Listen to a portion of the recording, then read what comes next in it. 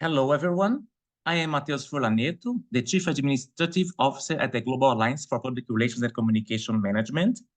I am truly grateful for your presence here today at the webinar, and I'd like to extend my sincere thanks to all the speakers who will be sharing their invaluable research and experience with us today. Today's event is the second of a series of webinars as part of Ethics Month. Our focus today is on organizational trust in the privacy economy. Allow me to introduce our speakers. Dr. Rebecca Rousi holds a PhD in cognitive science and brings extensive experience in research and teaching within the realm of human-technology interaction. She is the principal investigator of the Academy of Finland projects, The Emotional Experience of Privacy, and Ethics in Everyday Pervasive Systems, BUGET. Currently leading the VME interaction design environment, Dr. Rousi's research spans over experience, human experience, semiotics, communication, logic, culture, and technology. Her interests include embodied experience in human-robot interaction, human-AI interaction, post-humanism, trust, and ethics in the data-driven systems. Now, let me introduce Vakkuri. Seamlessly combines the ethical considerations with software engineering practice and AI systems development. With experience in both national and international research projects as a technology ethics expert, his overarching theme is fostering active collaboration between academia and industry. Once again, thank you for joining us today. We look forward to stimulating an insightful discussion. Without further ado, let's dive into the exploration of organizational trust in the privacy economy. Thank you so much, Matheus, and hello, welcome to this webinar. As was explained, I'm Rebecca Rousi. I'm an Associate Professor of Communication and Digital Economy. We will have this presentation. Well, the webinar consists of a presentation as well as interview. The title is Organizational Trust in the Privacy Economy. And what we're going to be doing is we'll be co-presenting with Ville, but Ville kind of takes on this interviewee role, and I am the interviewer. However, in addition to Ville and I, we have Yanni Butlia, who's behind the scenes in terms of conducting or collaborating with us on one study that we'll be presenting today. And then also Joni Roy Piispanen, who's helped with another study that also will be presenting today within this interview webinar presentation. But it's great to see you here. So the order of the webinar, I'll say a few things about our BUGED project, which is this emotional experience of privacy and ethics in everyday pervasive systems funded by the Research Council of Finland. We're going to have this interview interwoven between a presentation of our case studies, and in a sense, it's kind of like a semi-demonstration of the ECCOLA method that Ville will give you a few words about in a moment. We'll look a little bit at this privacy and trust economy. And again, this is the case studies that we'll be presenting. When we're presenting the case studies and when I'm giving the interview, we'll be pulling out cards from the ECCOLA packet. The first card that we'll be drawing on is stakeholder analysis. The second card is privacy and data. Surprise, surprise. Then we'll look at the results of our case studies and our experiments in relation to organizational trust. Then we'll be looking at our third card in question from ECCOLA, communication. And then we'll be reflecting on some of the highlights of the studies, particularly in light of the internet never forgets, general comments. And we'll also be looking at the explainability card from the ECCOLA set. And then we have the key takeaways, naturally. But what is this BUGED project, you might be asking? It's a fantastic project with Ville Vakkuri, Hanna-Kaisa Alanen, Satu Rantakoko, and myself. And the key question within the project is, how do we psychophysiologically experience privacy and ethics in our everyday pervasive systems? More and more these days, the general public are becoming aware that privacy matters. We have this wonderful thing called GDPR, General Data Privacy Regulation, in which somehow we've grown to know that, maybe there should be something concerned with in terms of posting and providing our data in specific spaces, particularly online spaces. But then, as we also know, the technologies that we're surrounded by keep increasing.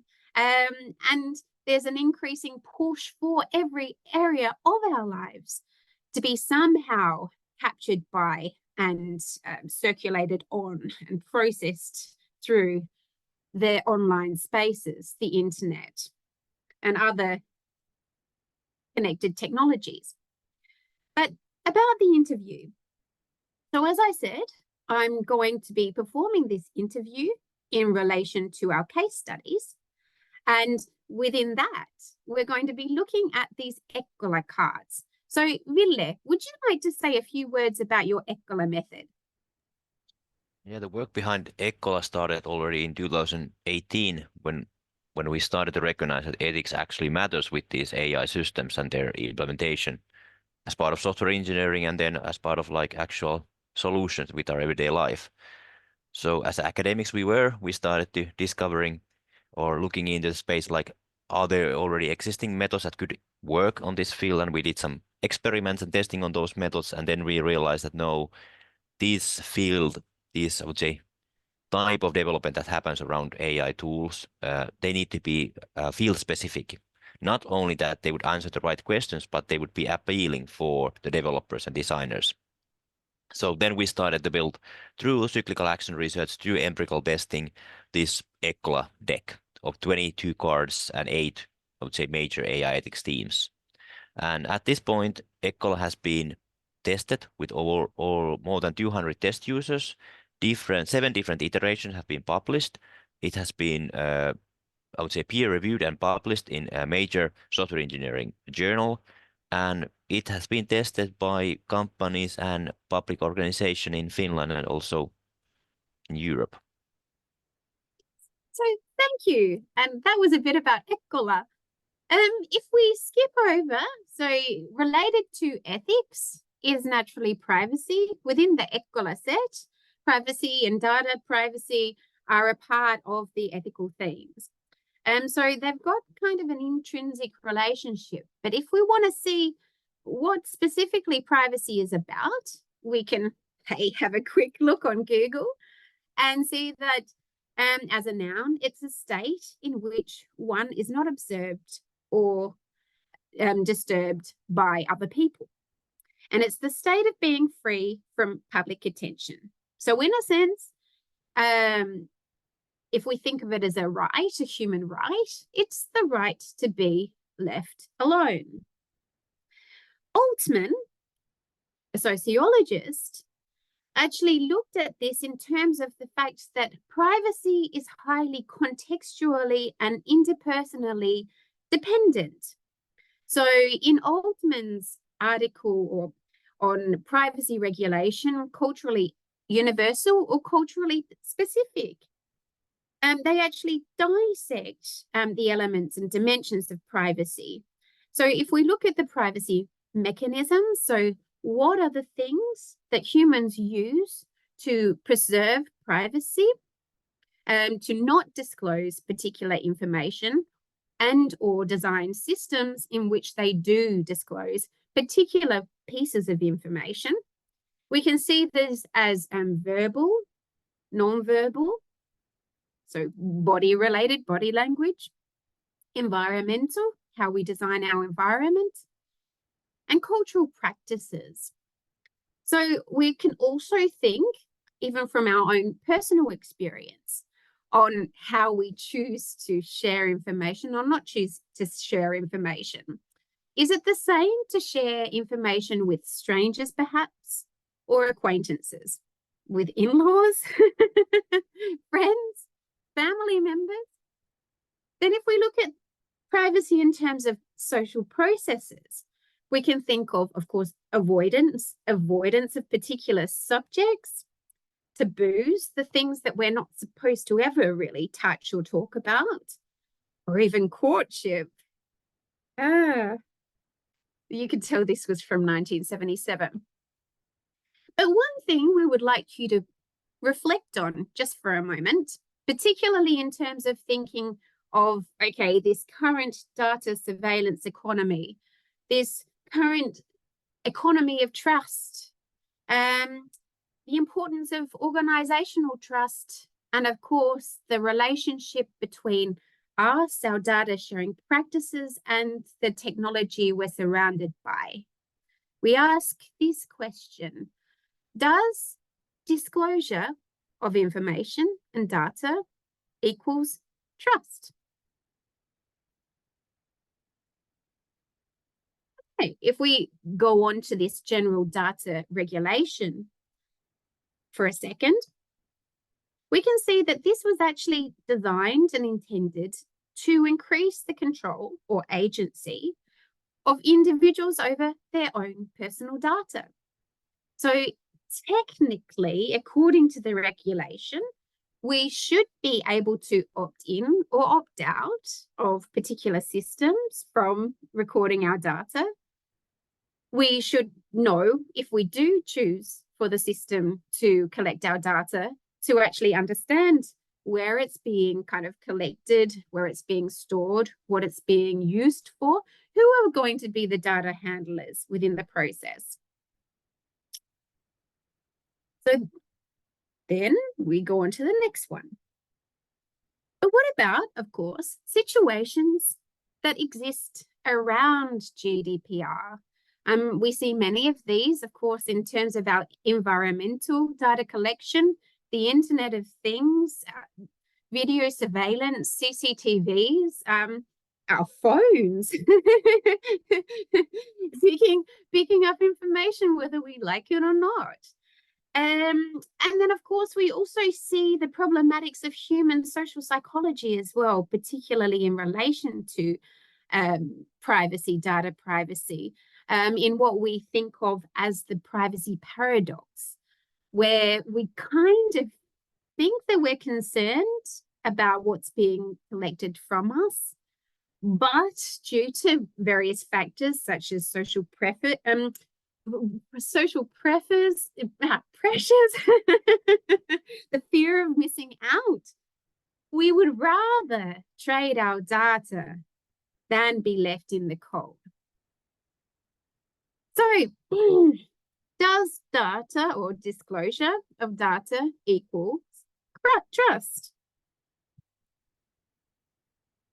Rachel Botsman has some really interesting books and, of course, presentations about living in the trust economy. And one of these articles is, how can trusting strangers fuel an economy? She actually looks at the current circular and, of course, platform economy, looking at Uber. I mean, what is Uber anyway? Well, we're basically trusting private people to shuttle our bodies around the place. And earlier on, as Botsman also highlights, there were some major challenges with the lack of, let's say, not just qualifications, but maybe background checks of the drivers. And I'll leave that for you to look more into. But Botsman also emphasizes that there is the known. So there's the known reality that we're living in, the facts that we're processing, you know, these key structures and elements that in a sense we can depend on because it's just there. But then we step over into this green area of trust. Trust is always, in essence, unknown. There is an element of uncertainty, but then there's a willingness to believe that, for instance, engaging in an interaction, engaging in consuming a service such as Uber, we will end up receiving what we want. So if we want to go to the other side of town with a particular Uber, we trust the fact that the Uber driver will arrive at our house on time, we'll jump in and we will safely arrive at our destination. But we don't necessarily know that that's actually going to happen, but we trust that it will. And of course, Boltzmann also talks about this trust stack. So people, organizations, technology, ideas, in a sense, we're getting multiple layers upon which we need to place our trust. We can, for instance, break it down to the individual people, to the organizations, to the technologies, to the ideas. But then at the same time, if we kind of think of these separately, perhaps there's a little bit of conflict also happening. We might trust the people, but do we trust the organization? We might trust the idea, but do we trust the technology? This area of trust gets murkier and murkier. So, does disclosure equal trust? Our colleague in Copenhagen, Irina Shlovsky, and her colleagues say, perhaps we're just engaged in resignated acceptance. Not really trust, but we know that anyway, data will be collected from us, whether or not we give permission. And again, now we head into the murky ethical territories. You know, if it's happening against our will, but we know it's going to happen anyway, perhaps we just need to live with it. So, does trust equal, or does disclosure equal trust? And of course, we're living, in a sense, in an era of antitrust. Antitrust typified by deep fakes and by countless software that now is enabling us to be anyone, anywhere, anytime. We know that fake news is more the rule than the exception in many cases, or certain cases. So our kind of whole idea of what is the known, what are these known elements, you know, the kind of platform before we even enter into this area of trust might also be questionable. But if we look at these organizations and we look at what was already being talked about in 1973 in relation to television, if the product is free, then you are the product.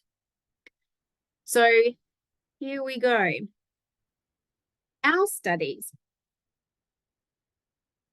As I said, I'd be mentioning two case studies, two empirical studies that we delved into in terms of cases.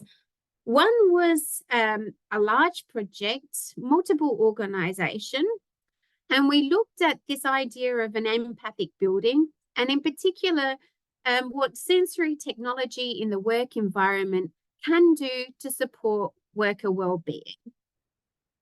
There were some interesting findings, and thus a reason why we followed up on this project afterwards.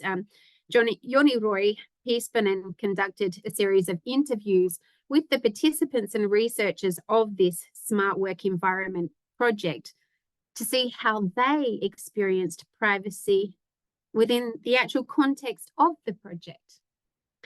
Then we also had this case of smart living, smart elderly living, but very much focusing on anonymized video surveillance.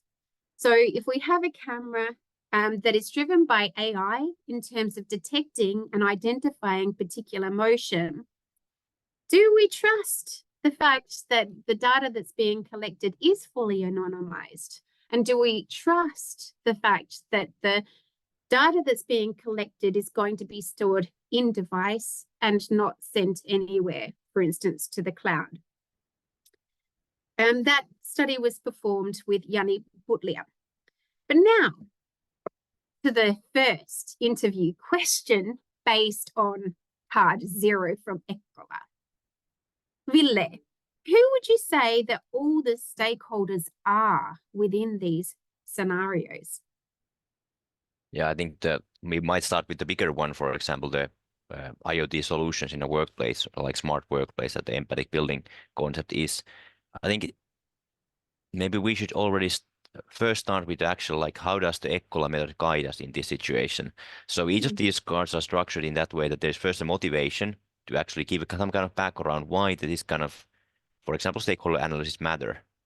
Then there are some questions to start and spark discussion, not just a checklist, but more about asking you to ask from you or from your team or from your organization what actually we are doing and why.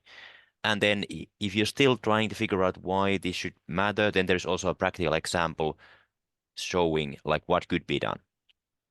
So back to the empathic building case, I think where should we start? I think in that case, there are a lot of sensors gathering information. So if we just look at the sensor, so as I would say, a bridge point. So we have those who the sensor is observing or seeing on. So they are the workers, all the hierarchy in that workplace, but also those that we tend to forget, for example, maintenance, cleaning, and also visitors. So already looking at the different stakeholders, even though the solution would be designed for the workers and better workplace, actually realizing the workplace itself is already more versatile. And then going back from the actual sensor, we have the people behind the hardware, the whole hardware process. And now there have been a lot of discussion in EU, in context of EU, how should the actual manufacturing process be controlled and surveilled from ethical perspectives. So we have already that stack. But then we have the other data stack that is coming from the software and then the data, maybe the company who has bought that solution and implemented in that specific workplace. Then there is the actual company developing the software and data solutions. And often with these, I would say, more intelligent systems, they need to outsource also people, data analytics to handle the information. So with all this, we are always seeing a bigger cloud, a network of people. And then there might even be people, for example, in this, we might have office building, that one of the floors is run with the company who has this kind of like smart office. But it might also affect the other people in the same building. For example, how they interact between the floors, what happens in the lunch breaks. Does this kind of like create differences between the companies, maybe rivalry? Maybe it might be something that is drawing in new employers or to the building to see what happened. So there is this, we talk about as a systemic effect also coming from that. So, but this was a long intro, like short, fast mapping, but a lot of stuff that just understanding the context and those who are in the context might give us. And this is the point of this exercise. So thank you, Ville, demonstrating exactly what we're meaning when we're going into this. So and I might add to the previous one that also affects here, like why do we want to map the context? Is that all of those actors, they have a saying, they carry their own values and own opinions that might affect the evaluation. So more you know about the domain, then you can make justified and well-defined choices, not just trusting that you might know something. No. And now looking at ECCOLA card 7, I realized that the question has been left behind. But now if you're analyzing these two scenarios in terms of the privacy and data card, how would you go about it? So these, I would say, blue cards in the ECCOLA deck, they are these, because privacy and data, those are the most technified aspects of the ethical consideration, because they are existing practices how software developers and engineers can deal with those. So it's a bridge building card. All of these, they have a lot of technical details, but they also connect how actually the stakeholder mapping, also, for example, we will come later on communication, how those things affect what we want to do. So basically asking, okay, what kind of things you want to uphold? What does privacy mean in your context? And how do you ensure it with technical means or with social means? Thank you. Absolutely. And one interesting dimension to this, and this was part of the inspiration behind the smart work environment study to begin with, was, of course, we were looking at how these systems would work in actuality within a real smart work environment. But the same mechanisms that would impact the real workers within the environment also impacted the people participating in the project as both researchers as well as participants. For instance, we were noticing that when researchers understood that their work officers were being censored, so there were keystrokes being measured, and of course movement was being detected and facial expressions. Yet suddenly the workers, I mean the researchers themselves involved in the project, did not want to come to work. Is there something that you would say about this multi-dimensionality too, Ville?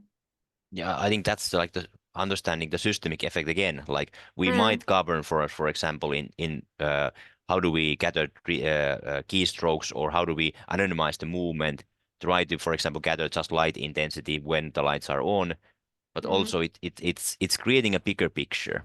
And we need to deal, for example, inside the organization, like why do we gather, how do we deal with this information to create that kind of like trust or mistrust for the system. Thank you. And so the studies themselves consisted of, for instance, the smart work environment had 11 participants. We had 4 female, 7 male, ages 25 to 64. As I said, that these were researchers and researched as a part of this old project or former project on the smart work environment. And we were interviewing them on their experiences of researching or being researched within this smart work environment. And in the study too, with the study on video surveillance or anonymized video surveillance for elderly living, naturally it was looking at how can we use AI-driven video to detect, for instance, fall and other incidents to preserve safety and security within elderly residents. And we had 20 participants, 7 female, 13 male, ages between 18 and 55. And naturally, this was kind of, in a sense, a design imaginary experiment, naturally, with the lack of more senior participants. And the participants were researchers and students from computer science, leadership, communication studies. And they had to perform tasks in front of the camera, and then of course experience seeing themselves as anonymized forms with this AI movement detection. And then they also were interviewed about camera design itself. How can the camera or the design of the video cameras instill a sense of privacy or maybe even intrusion? So what they started telling us in terms of organizational trust. So getting into the elderly care and anonymized video study, we asked the participants, would you trust a company who says they would not send data from this device? And well, 12 said yes, 8 said no. And the reasons for saying yes were quite interesting. So background research and knowledge was the most popular explanation for saying yes. So the less uncertain they are about the company, the more inclined they are to say yes.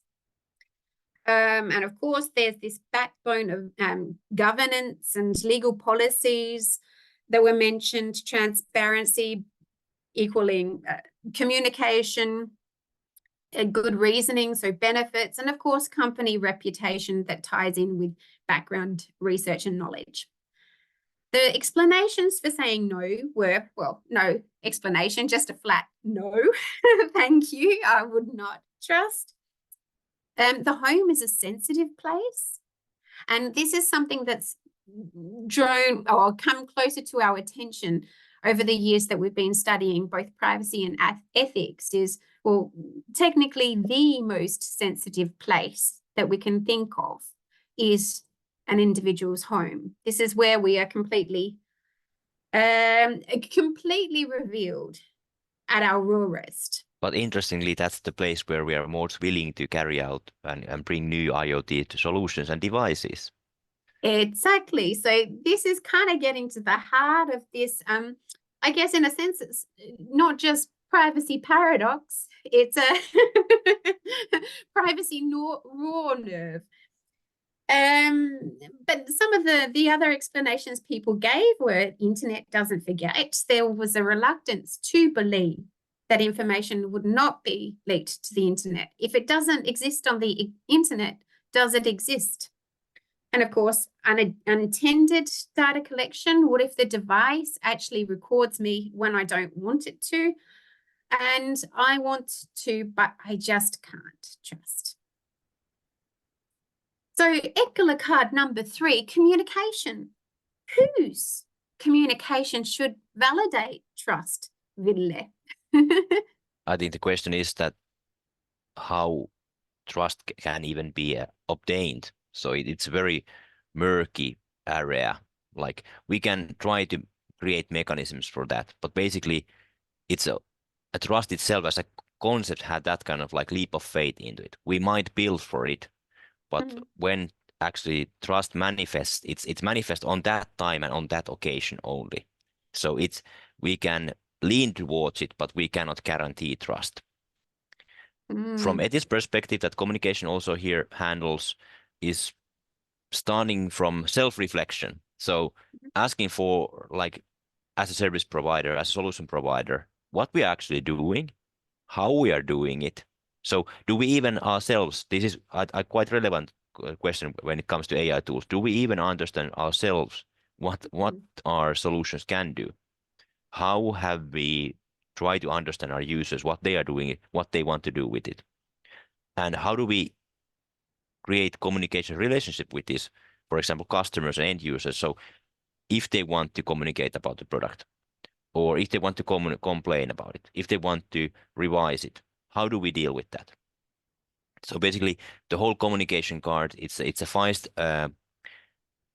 fight against ignorance. So trying to understand what we do, and when we realize that, we can also build bridges to those who might ask those questions that can then be building trust. So basically, it's not just about the message that's being structured for the user or the individual. This is more like a two-way interaction process, is it not? Yeah. Yeah. And I mean, of course, one thing that came to mind when you were just mentioning about the systems and our understandings of them and the fight against ignorance is how many of us really do understand. Maybe even the basic level of internet data collection and usage versus these complex systems or even more complex systems, the machine learning systems. I mean, hands up, who can say that they fully understand where all of their data is going? And I think the ignorance is already quite, I would say, strong word in this case, but I also want to emphasize that if we don't work on these things, then like if you don't recognize the problem, then you cannot actually be ignorant about it, because it's an active decision to not to disclose or not to study the thing that you are, would say, disclosing your data into. But maybe it's I would say it's all, of course, like lack of resources. Like what do we want to do with our limited resources? Well, it might be strong, but wouldn't you say that it's quite accurate? Yeah, but I still think, of course, I want to make the ignorance claim here, because this is something that you should look into. Well, and according to GDPR, in a sense, okay, this is a regulation designed to protect us, but then doesn't it kind of put a little bit more responsibility on the user?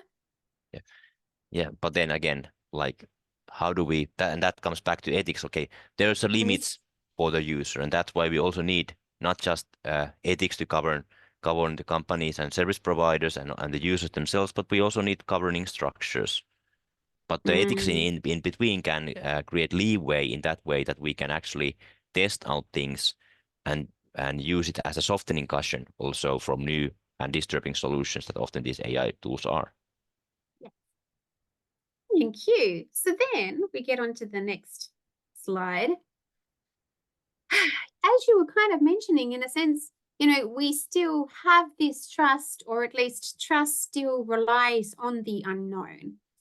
And in a sense, of course, when we're trying to fight the ignorance, and I mean, and basically by that, you're meaning fighting the kind of like lack of agency that we're having towards learning about the systems that we're surrounded by and that we're voluntarily interacting with. And of course, in many cases, forcibly acting with as well. So we are trying to, once again, kind of like gain ground through learning more of what is the known. And as we could see, even within the results of the elderly surveillance study, the participants said that they're more likely to trust a company with their word if they have researched it. They know more about the background of the company and, of course, its reputation, so its track record. Once again, trying to eliminate the unknown. So one of these kind of comments that was made from or by the participants was, the internet never forgets. It tends to be leaky. So anything you put on the internet stays on the internet forever. Maybe future generations are more comfortable with this. This was a comment in relation to, of course, in relation to us asking the question of whether or not you would trust that the device doesn't send out your data. But as I said before, everything these days that is related to data is also being conceptually connected to the internet. So it would be simply a bonus when then comes some data breach or something even worse, or if it gets on the internet, you can never fully trust the fact that the data will not be spread. So once again, it's kind of, okay, even if we're kind of talking about this in-device storage, won't it get leaked anyway? In study 2, or actually it's study 1, looking at the relationship with the researchers and experience of privacy, they were actually stating that would I have agreed to participate in something similar if it had been carried out by some research institute or entity that I do not know? Well, perhaps not, or probably not. If we are talking about Finnish research institutes or universities, then I have a certain level of trust. So this comment in itself in relation to the smart work environment was quite interesting because, once again, there's a reliance on the known. If we know the institute, and actually in many other cases, if we know the researchers, then we have more inclination to trust. But also another thing was the nation that was mentioned within this. Nationality, due to, of course, current politics, and I guess I'd say social, political, and technological conditions that typify our age, we are less inclined to trust data being collected by companies attached to certain countries. But in the end, it's still funny comparing the social aspect that still we are using, and we are leaning towards big, especially for taking example in Finland, we are relying on the global tech giants. We're using many different solutions that we say that we would not be okay, but still, for example, from social pressure, we're still using it, or for because it's convenient. So in the it comes back to the privacy paradox again. So we might have strong feelings about it, but often we need to make practical everyday life decisions. Absolutely. And I mean, there's a big conflict in this. I mean, you're kind of getting to the heart of, I guess, the larger wicked problem in terms of course, it's nice for us to develop governance structures and frameworks for how, and regulations, as we can see, for how we can control data, and how we can also ethically develop these systems. But at the end of the day, doesn't it also sometimes come down to ownership? Big tech has quite a bit of influence, doesn't it? And I think the ownership also goes like back other way around. For example, in the Finnish context, it's more likely that you can actually have a saying against, for example, a local startup or a national company than something that is also like mentally already quite far away. Absolutely. And then, of course, isn't there a little bit of tension between, for instance, you know, the owners of the big tech and also, I guess, you know, what are the similarities / differences between them and perhaps big nation leaders? And of course, yeah, this is a very complex topic and it's fascinating, I do say. But okay, another one of the comments that came up was, if the data is handled by a large faceless corporation, human resources or management, then questions about the purposes, motivations, and uses of the data arise. But knowing that this is for research purposes assures you about the ethical aspects. So I think this quite nicely comes back to the communication card also. Yeah, it definitely does. And can you expand on that? For example, not just communicating, like the participant here is communicating about like who they are interacting, what they're doing it, but also like saying that if you have a policy and you have actually figured out what do you want to do with it, you're openly going, not just disclaiming it all to the user, but also having an organizational idea. What do you want to do with it? How do you react as an organization about it? It can be also trust building, for example, in here, that is implied. Absolutely, absolutely. And I mean, I can say that there's been, when I was in Hawaii a few months ago, I had many discussions about these, I guess, cultural differences in trust towards organizations and, for instance, trust towards the government in a society that's been instilling, I guess, negative sentiments and images towards particular structures such as the government, and that are typified by secrecy, then naturally there would be a propensity for distrust.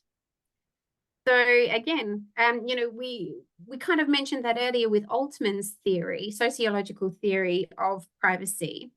These are highly culturally dependent. And of course, by culture, we mean kind of social structures, community discourse, the way that we kind of construct our understanding of our nation and of the different actors within our nation and, of course, global society.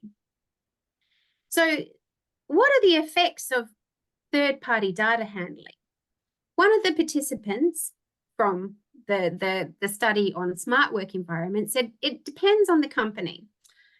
I would have read the information regarding data processing much more carefully. For a large company, keeping the data safe within the research group and managing leaks are factors.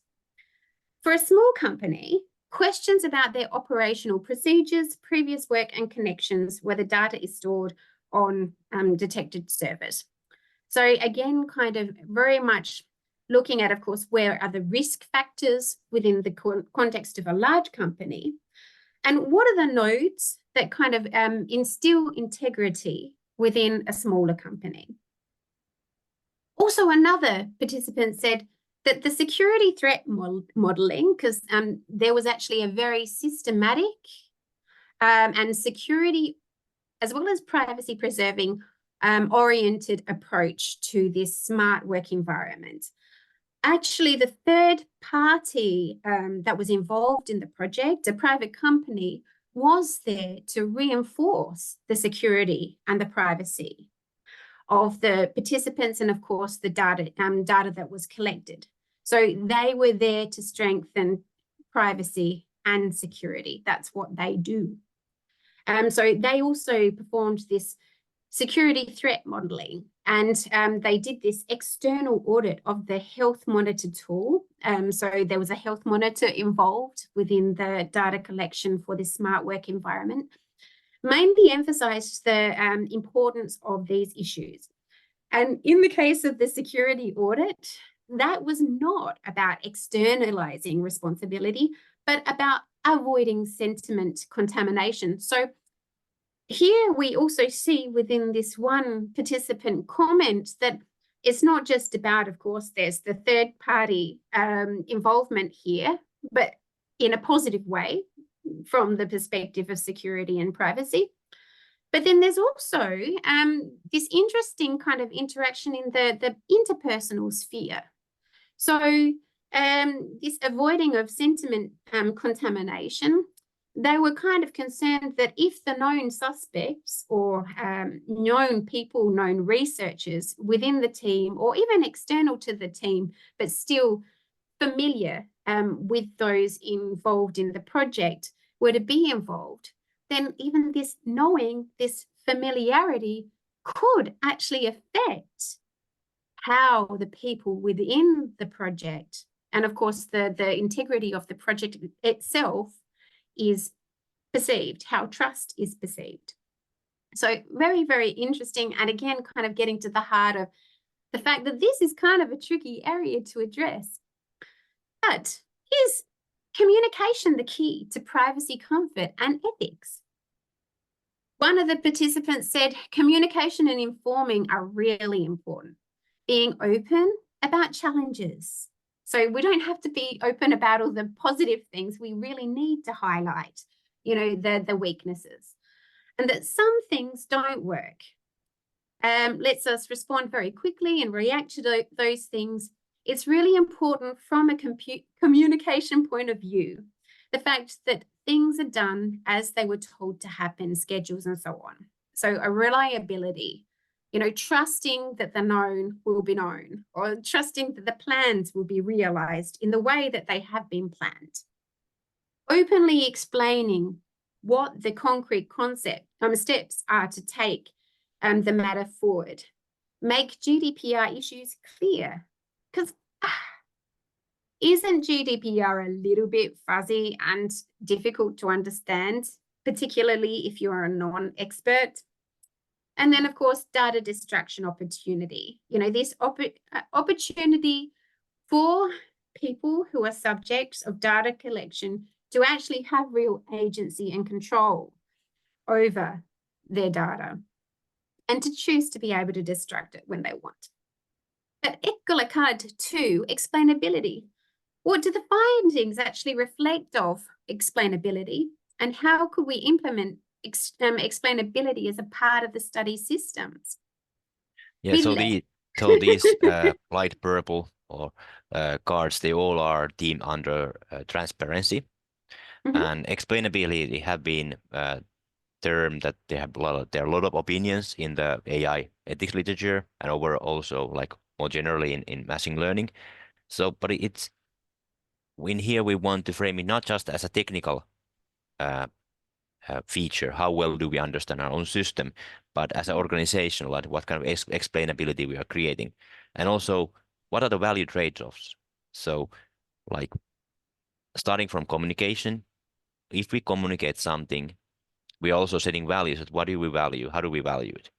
Mm-hmm. Or if we keep some information for ourselves, that is also a value statement. Mm-hmm. But when it comes to systems, like what do we actually value? Do we value the efficacy, accuracy, those kind of things? Why would it matter in that case? And also recognizing those cases when you can be a bit more loose with your explainability. You can enjoy the benefits of the system, but the need to understand is not as high. And also like the great question, like when things go wrong, like what happens then and how do you start to unravel that? Exactly. Questions of accountability, responsibility. Who is responsible? Who is accountable?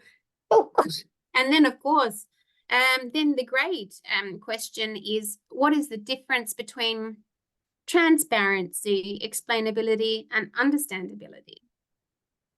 And I think those are the like continuous debates on AI ethics side, but like how we have seen it, like we have used in our research and also in ECCOLA, transparency is I would say pre-ethical condition.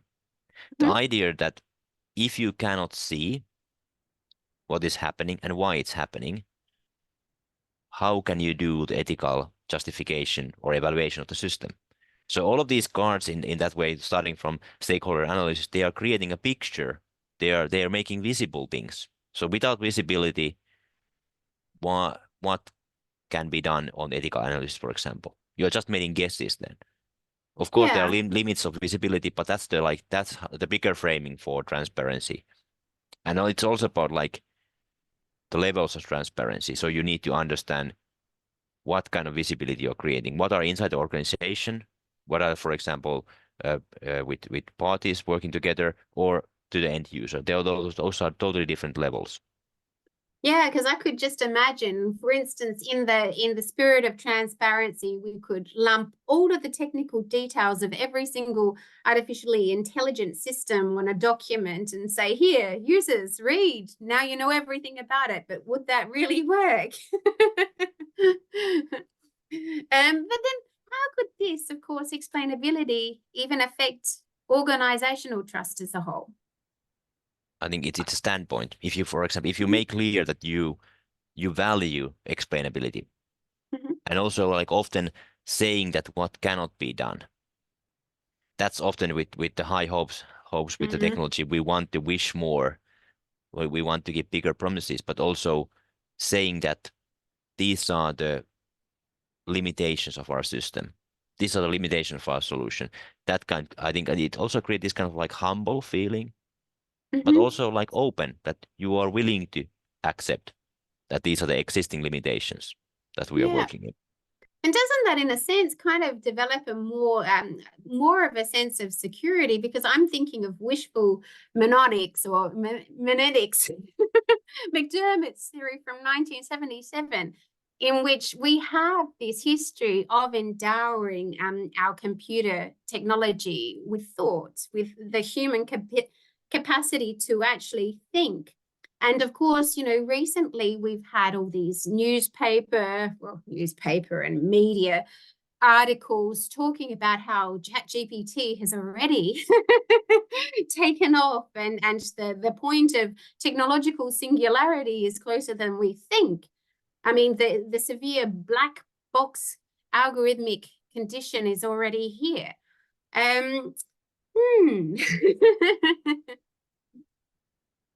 So the overall takeaways from the studies that we went into were that participants trusted the researchers and research organizations. Nationality had an impact, and just think of the dimensions of this nationality aspect in itself.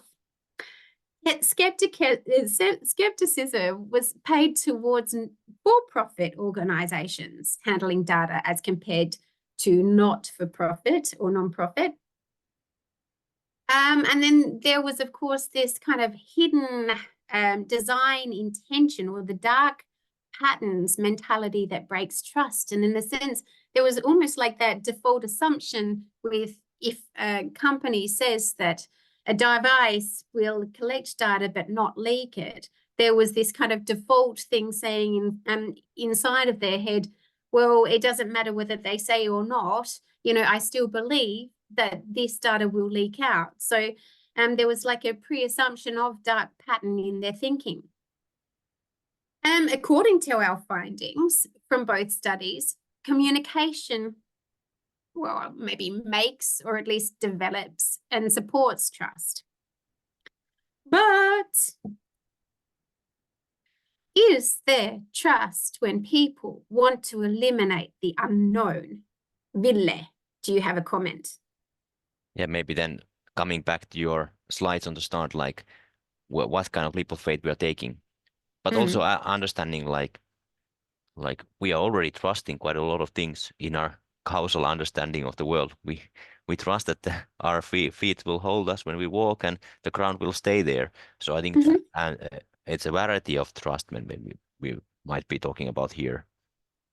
But Yeah. of course, there is a level of unknown even inside ourselves. So we need to trust, and that's, I would say, it's from relatively well known to relatively well unknown. Thank you. And then I'd just like to pull a plug for our call for papers for our special issue. If anyone's interested, please feel free to submit to the Ethics and Sustainability in Gaming and Pervasive Systems, or Persuasive Systems, that will be published by the Journal of Internet Research. I would like to thank you all for attending. And do you have any questions? And Ville, do you have any further comments? I think I have tried to answer the questions once they have popped out. Then, yeah, thanks And you for did a having lovely me job. here, and also thanks for the Global Alliance for organizing this kind of event. Thank you very much, Global Alliance. And then just trust us. No pressure, no pressure. And that was, I mean, we are now open for questions in the remaining few minutes. So open questions.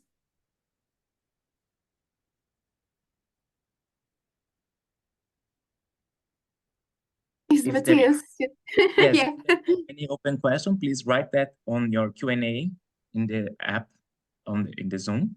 But I have a question. It's about, I'm curious to know if the research you were conducting, if you can get this kind of perception for younger generation in opposite of older generation regarding their privacy.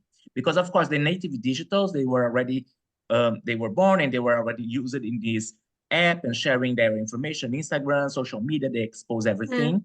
So those the surveys you conduct, could you get some kind of difference of thought about their privacy on that? Yeah, we're triangulating the data across studies. So we have several other studies, one robo-teacher, one social distance in GPS technology. And there is actually quite interesting because whilst there might be a more skeptic kind of point of departure among more senior participants, within the younger, there seems to be kind of more of this reluctance or resignated acceptance. So, for instance, within this social distance study that we've been undertaking, people have been saying, well, we need to have the GPS in many instances to make our apps work. So yes, I choose to have the app following me, but no, I don't trust it. I don't like the thought of my data being collected by these large companies. You know, people don't like being a commodity, which was the point, of course, of this antitrust, organizational antitrust. But what about Ville? Yeah, I think it's about framing of the privacy. I know that in discussion they have been like, how do we frame privacy, and like taking a really long distance. For example, older pre-internet communities, village communities might even have a tighter control, like more narrow privacy than we now during the internet era are framing our privacy. But again, it might be that we are disclosing different kind of information, or what we see as private is shifting. So that might be I would say, an illusion that we are always looking back to the older generation, that they were different. They were different with that, but because the focus might have been different. Absolutely. Okay, so then we are reaching our time. Thank you very much, Rebecca and Ville, for this very interesting discussion and stimulating. It for sure opened up our thoughts for, like, we are surrounded by this privacy, and normally, like, when you fill in the forms, you just press yes, but you don't really, as you mentioned, this understand what is fully behind it. But thank you for this service and the research that you are conducting that is helping us navigate in this this new world that we are experiencing right now. Thank you. And I would like to invite everybody next week on the 29th of February, we're going to have the third webinar for this series. Thank you very much. Okay, Bye-bye. bye. Bye. Bye-bye.